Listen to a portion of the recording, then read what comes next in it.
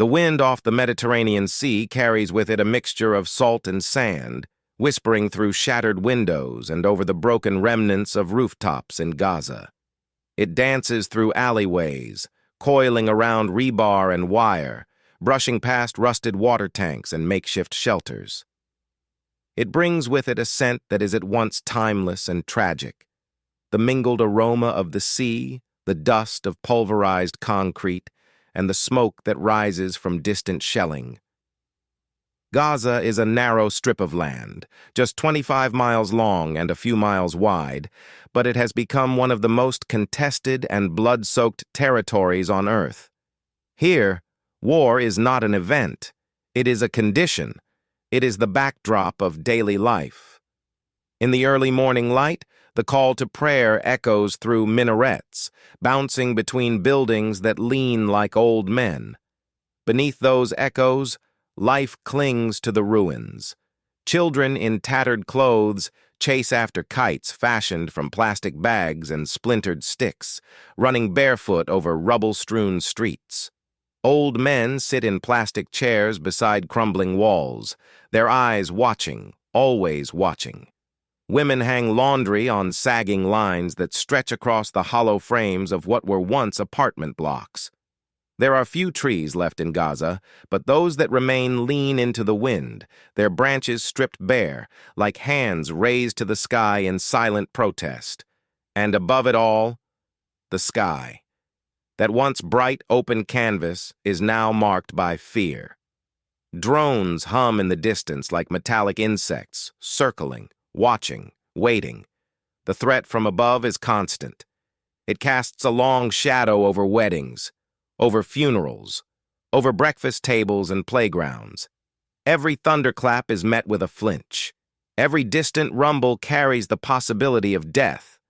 This is Gaza, a land of contradictions, a place where people plant flowers in cans beside bullet-riddled walls, where books are read by candlelight during power cuts, where laughter exists, not because life is easy, but because despair is too heavy to carry every day. But still, one must ask, why? Why has this strip of land become a battlefield over and over again? Why has the war between Israel and Gaza become a cycle without end, a fire that dies down only to flare up again, fiercer than before? The answer does not lie in a single moment or decision.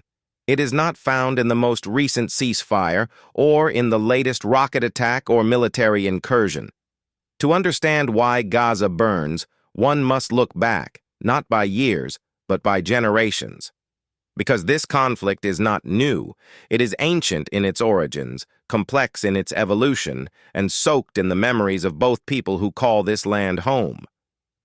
Long before Gaza was in the headlines, before it became the stage for asymmetric war, it was a strip of land under Ottoman rule, a quiet region of farmlands and fishing villages nestled along the coast. In the early 20th century, as European powers carved up the Middle East in the wake of the First World War, the seeds of a larger tragedy were already being sown. Zionist settlers from Europe, fleeing persecution and dreaming of a Jewish homeland, began arriving in increasing numbers in what was then British-administered Palestine. At first, the land seemed vast enough for coexistence, but the dream of one people soon collided with the reality of another. Palestinian Arabs had lived on this land for centuries. They worked its fields, fished its waters, and traced their family roots back generations. To them, the arrival of European Jews and the political movement behind them was not just immigration, it was colonization. What the Jewish people saw as a return to a biblical homeland, the Palestinians experienced as displacement. Tensions grew, and in 1948, those tensions exploded into war. The creation of the State of Israel, declared in the shadow of the Holocaust and supported by Western powers, was a moment of triumph for Jews around the world. But for Palestinians, it was the Nakba, the catastrophe. Over 700,000 Palestinians were driven or fled from their homes during the war that followed Israel's declaration of independence. Entire villages were erased, Families scattered to refugee camps across the region. Many of them ended up in Gaza, a place that would soon become a pressure cooker of suffering, memory, and rage. Gaza fell under Egyptian control after the 1948 war, and for nearly 2 decades it languished in poverty and political limbo. Then came the Six-Day War in 1967, and Israel seized Gaza, along with the West Bank and East Jerusalem. The occupation began, and with it, a new phase of the conflict. For decades, Israeli forces controlled the borders, the airspace, and much of life inside Gaza. Settlements were built, resistance grew, and by the late 1980s, Gaza erupted in the First Intifada, a grassroots Palestinian uprising marked by stone-throwing youth, Israeli crackdowns, and an escalation of violence. Out of that crucible, a new force emerged: Hamas. Founded as an offshoot of the Egyptian Muslim Brotherhood, Hamas presented itself not just as a militant group, but as a religious, political, and social movement. It opposed Israel's existence and sought an Islamic state in historic Palestine. Unlike the older, more secular Fatah faction that dominated the Palestine Liberation Organization, Hamas refused to recognize Israel or negotiate on the basis of compromise. Its rise marked a turning point, one that would reshape Gaza's fate. In 2005, Israel unilaterally withdrew from Gaza, removing settlements and military forces. But the blockade came next, a closure of land, sea, and air routes enforced by Israel and Egypt that turned Gaza into an open-air prison. In 2006, Hamas won legislative elections, and a year later, after a brief and bloody struggle with Fatah, it took full control of Gaza.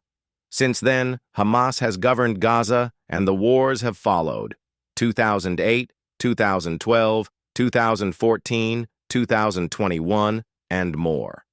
Each war begins with a spark, a rocket, an airstrike, an assassination. Each ends with a fragile ceasefire. But the core remains untouched. A people trapped in a place they cannot leave, governed by a group labeled as terrorists by much of the world, facing a nation that sees its every move as a threat to its survival. The world watches. Sometimes it protests. Sometimes it funds reconstruction. Sometimes it forgets. But Gaza does not forget, nor does Israel. To understand why Gaza and Israel keep going to war, one must see the wound that never healed. A wound of history, of identity, of exile and fear. A wound passed from parent to child on both sides of the border. This is not just a war over territory. It is a war over memory, over loss, over the very right to exist. And until that deeper war is addressed, until justice, security, and dignity are felt by both peoples, the wind off the Mediterranean will continue to carry the scent of salt and smoke. And Gaza will remain what it is, a land where survival is an act of resistance, and peace remains just out of reach. In the early 20th century, the map of the Middle East was being redrawn in smoke and ink. The Ottoman Empire, once the great power of the Islamic world, was dying. Its collapse after World War I created a vacuum. Into this vacuum stepped Britain and France, carving up the Arab lands with treaties signed in secret and promises made to multiple parties. Among the shifting sands of empire and ambition, one idea took root and began to grow: Zionism. For many Jews in Europe, Zionism was not merely political. It was a lifeline. They were a people without a country, scattered across a continent that increasingly hated them.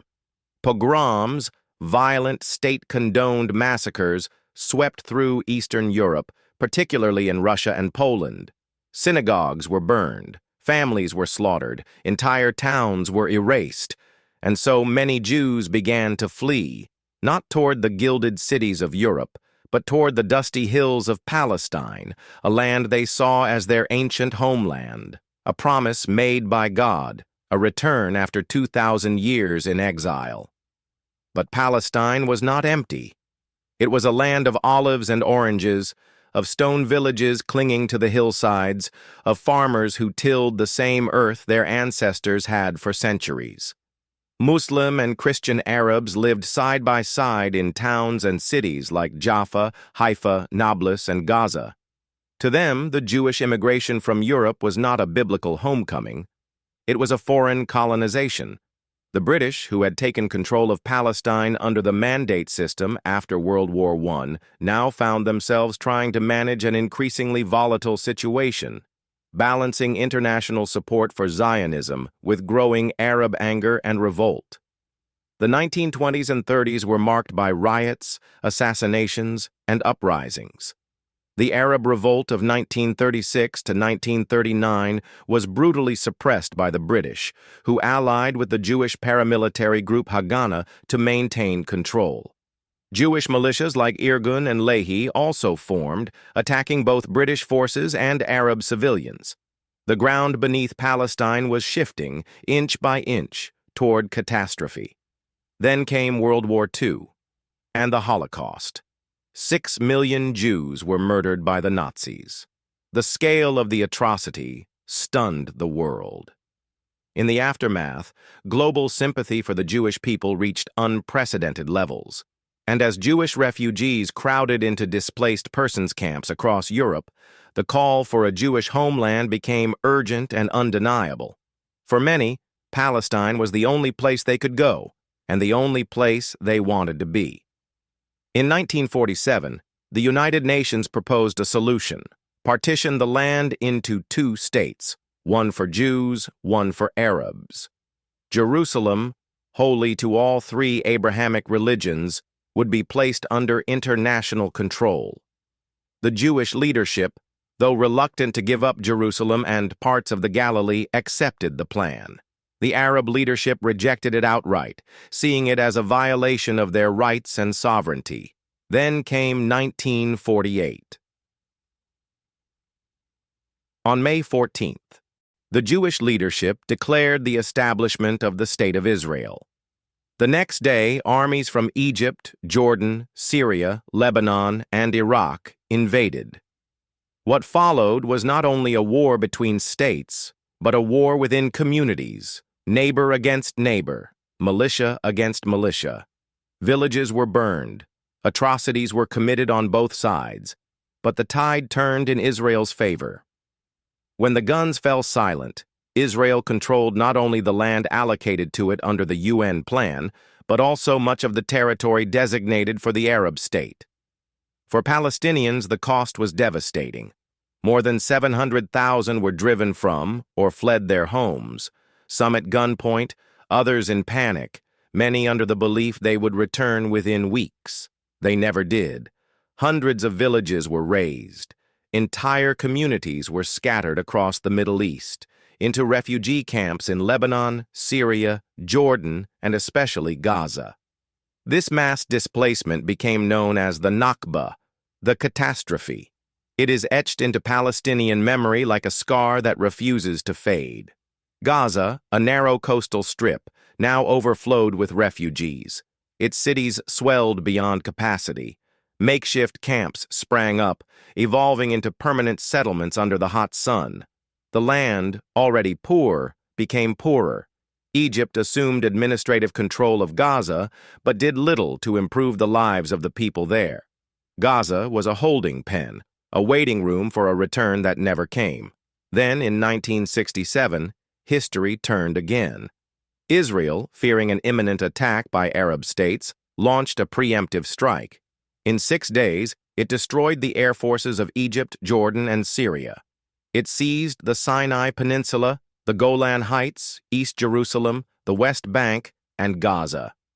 The territories now under Israeli occupation became both a prize and a burden. Inside them lived millions of Palestinians, stateless and angry, ruled by a military presence they saw as illegitimate. Checkpoints sprang up, permits became necessary to move, land was confiscated, settlements were built.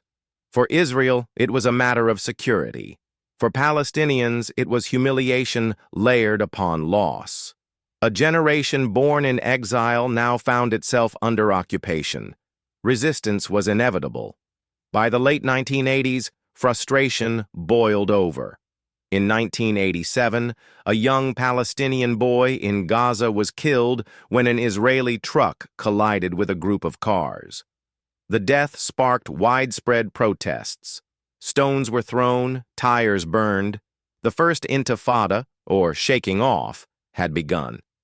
It was a grassroots uprising that spread rapidly through Gaza and the West Bank.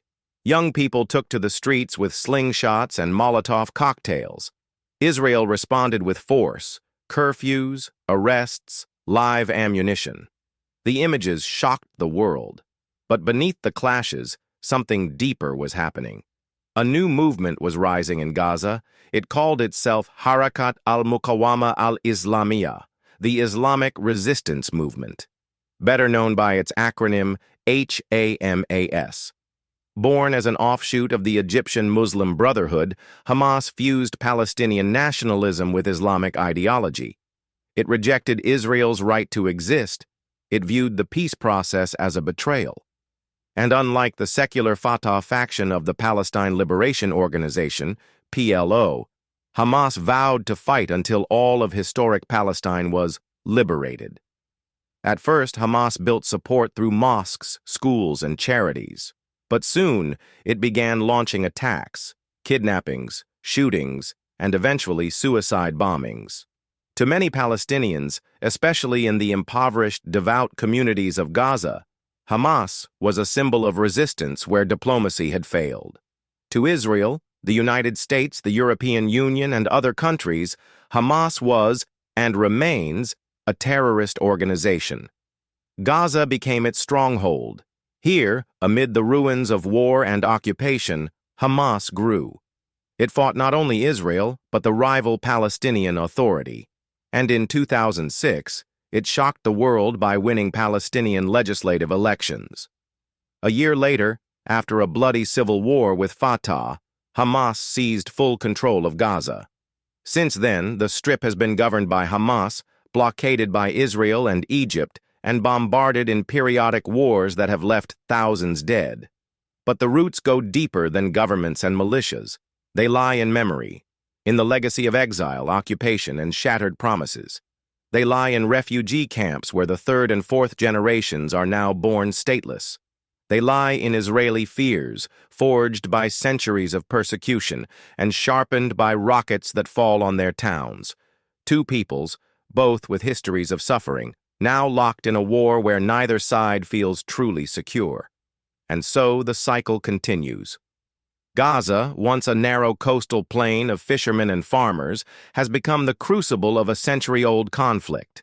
Its streets echo with the cries of children and the whir of drones. Its people wait, not only for aid or electricity or water, but for a future that has been denied to them again and again. Where the secular PLO sought negotiation, Hamas vowed to fight until the land was liberated, all of it. The ideological divide was not just political, it was existential. The PLO, under Yasser Arafat, had begun to accept the idea of a two-state solution, one in which Palestinians would live side by side with Israel in peace. Hamas rejected that. To them, all of historic Palestine, from the Jordan River to the Mediterranean Sea, was an Islamic waqf, a sacred trust, never to be surrendered. In 1993, the world held its breath. On the White House lawn, Israeli Prime Minister Yitzhak Rabin and Palestinian leader Yasser Arafat shook hands. It was a moment of impossible symbolism. Two enemies, drenched in decades of blood, reaching for peace. The Oslo Accords had been signed. For the first time, Israel recognized the PLO as the representative of the Palestinian people, and the PLO, in turn, recognized Israel's right to exist. A roadmap was drawn. A 5-year transitional period. Negotiations over borders, refugees, settlements, and the status of Jerusalem. An independent Palestinian state was no longer a dream. It was on the table. But the ink had barely dried when the dream began to unravel. Hardliners on both sides moved quickly to sabotage the process.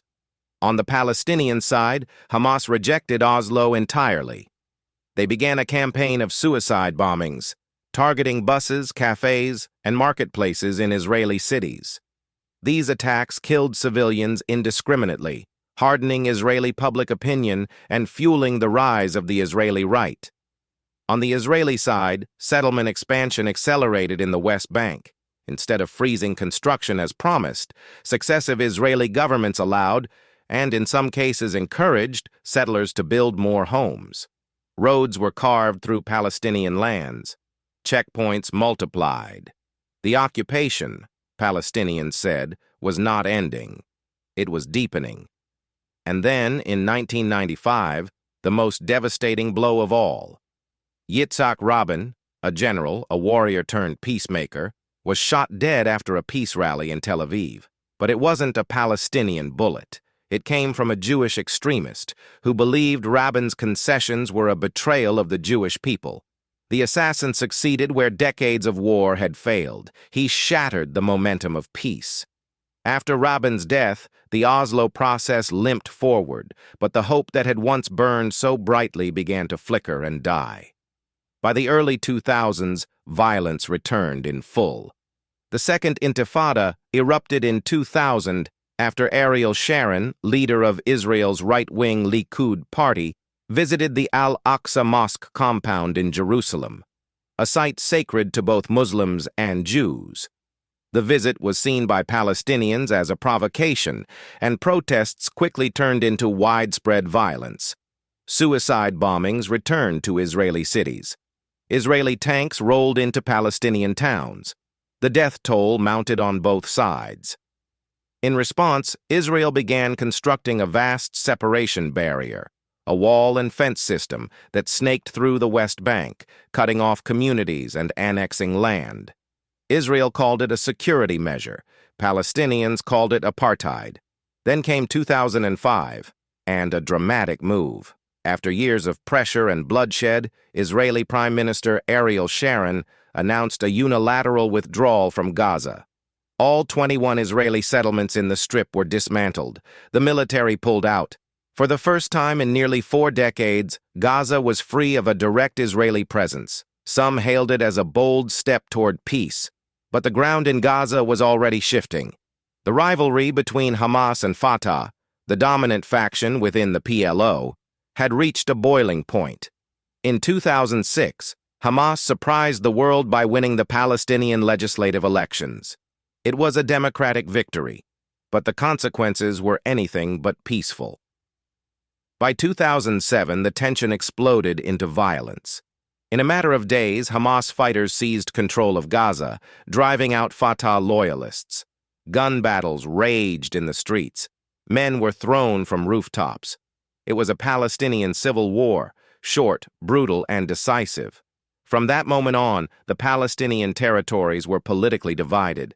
The West Bank was governed by the Palestinian Authority under Fatah. Gaza was ruled by Hamas, alone. Israel, along with Egypt, responded by imposing a strict blockade on Gaza. What followed was the slow suffocation of a society. The blockade restricted not just the flow of weapons, but also food, medicine, building materials, and fuel. Fishermen were barred from sailing more than a few miles out to sea. Farmers were shot for getting too close to the border fence. The crossing points, heavily fortified and controlled, became symbols of Gaza's isolation. Electricity came in rolling blackouts, 4 hours a day, then 3, then 2. Hospitals ran on generators. Clean water was scarce. Youth unemployment soared to over 60%. Gaza, once a bustling Mediterranean trading post, became what many human rights organizations would call the world's largest open-air prison. Inside the cage, rage festered. Hamas, despite governing a collapsing strip of land, began developing and launching rockets into Israel. At first, these were crude homemade projectiles, the Qassam rockets, built in underground workshops from scavenged pipes and fertilizer-based explosives. Their range was limited, their guidance was non-existent, but they terrorized Israeli border towns like Sderot, where children had seconds to reach bomb shelters. As years passed, Hamas acquired more sophisticated weaponry, smuggled through tunnels from Egypt or supplied by Iran. Gradually, the rockets reached farther: Ashkelon, Beersheba, even Tel Aviv. Israel retaliated with overwhelming force. Operation Cast Lead in 2008, Operation Pillar of Defense in 2012, Operation Protective Edge in 2014. Each began with rocket fire and escalated into all-out war. The Israeli Air Force struck Gaza with precision munitions, but in a densely populated strip where homes sat next to schools and hospitals, the line between militants and civilians blurred. Thousands of Palestinians died. Many were children. Israel said it was targeting Hamas command centers, rocket launch sites, and tunnels used to infiltrate Israeli territory. Hamas, in turn, fired rockets deeper into Israel, killing civilians and forcing millions into shelters. The Iron Dome, Israel's missile defense system, intercepted many of the incoming rockets. But the psychological toll remained immense. The wars followed a grim rhythm: rocket, retaliation, ceasefire, repeat. And each time the guns fell silent, the underlying issues remained. No political resolution, no lifting of the blockade, no reconciliation between Hamas and the Palestinian Authority, no end to settlements in the West Bank, no agreement on borders, refugees, or Jerusalem. Just rubble, just funerals, just a deeper sense of despair. For the people of Gaza, daily life became a balancing act between normalcy and catastrophe. Children went to school knowing the sirens could wail at any moment. Parents prayed the drones above would not drop their payloads. Weddings were held in tents beside craters. Funerals became communal rituals of grief, etched in dust and tears. And still, the world watched. Governments issued statements. Aid convoys came and went. Diplomats flew in, then flew out. But the blockade held. The rockets returned. And the wars, always the wars, kept coming. The cycle had become a pattern. The pattern became a prison. And the prison, Gaza, stood as both a symbol and a scar. A place where hope was buried and war became the air that people breathed. Each year a spark, a raid, a rocket, a killing, then fire. The 2014 war was one of the bloodiest. Over 2,200 Palestinians were killed, more than half civilians, including hundreds of children. 73 Israelis died, most of them soldiers. Gaza's infrastructure was obliterated. Entire neighborhoods vanished. In Israel, air raid sirens blared as families ran to shelters. Hamas rockets reached Tel Aviv. The Iron Dome missile defense system became the savior of cities, intercepting rockets mid-air. In Gaza, there were no shelters. People slept on rooftops, not knowing if the next bomb would fall on them. Yusuf, a 10-year-old boy, lost his sister when an F-16 struck the apartment building next door. She was making tea. Her body was found under the staircase. Yusuf stopped speaking for 2 weeks. In Ashkelon, a Jewish mother named Ilana cradled her baby as a rocket exploded nearby. The building shook. Glass rained down. Her husband, a soldier, was away on the border. She cried, not from fear, but from helplessness. Both Yusuf and Ilana live under skies of terror, one trapped by blockade, the other by uncertainty. And yet, neither knows the other exists. The reasons for war are many. Israel says it defends itself from terrorists who hide behind civilians. Hamas says it resists occupation and siege. Both are true. Both are false. The blockade suffocates Gaza. Israel controls its borders, water, electricity, and even calories allowed in. It says it must to prevent weapons smuggling, but international bodies have called it collective punishment, illegal under international law. Hamas builds tunnels beneath Gaza, used to smuggle weapons and fighters. Israel calls them terror tunnels. Palestinians call them lifelines. During wars, Israeli jets drop roof knock bombs, a small blast to warn civilians, followed by a real strike minutes later. But sometimes the real bomb falls too soon, or the family has nowhere to go. There is no safe zone in Gaza. In Israel, civilians live with the trauma of rockets. School children learn how to run to shelter within 15 seconds. A wedding is interrupted by sirens. A bus driver pulls over as the Iron Dome launches a missile overhead. And then came 2023, a sudden escalation, following months of tension in Jerusalem and deadly Israeli raids in the West Bank. Hamas fired over 3,000 rockets in a single weekend. Israel responded with a military campaign called Operation Shield and Arrow. Dozens died, among them a Palestinian doctor, an Israeli toddler, a journalist, and a grandmother. The world once again called for peace. Ceasefires were brokered. Aid convoys entered Gaza. Diplomats issued statements, and nothing changed. Today, Gaza remains blockaded, bombed, and broken. Over half its population is under 18. They've never seen peace. They've never left. A generation born in war, raised under siege. In Israel, fear still lingers. Every few months, rockets fall. Political instability breeds hardline policies. Settlements grow. The occupation deepens. There are those who dream of peace, Israelis who protest for Palestinian rights, and Palestinians who reject violence. But their voices are drowned out by the roar of jets, the cries of the dead, and the silence of the world. The Gaza-Israel war is not just a military conflict. It is a tragedy of history, trauma, religion, politics, and power. A tragedy where both sides bleed. A tragedy where the world watches.